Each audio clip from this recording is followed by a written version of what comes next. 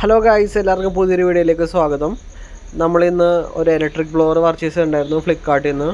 അപ്പോൾ നമുക്കതൊന്ന് അൺബോക്സ് ചെയ്ത് നോക്കാം.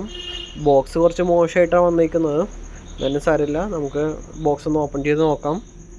അപ്പോൾ നമ്മുടെ ഇലക്ട്രിക് ബ്ലോവർ വരുന്നത് ഫ്ലിപ്കാർട്ട് സ്മാർട്ട് ബൈയുടെ ആണ്.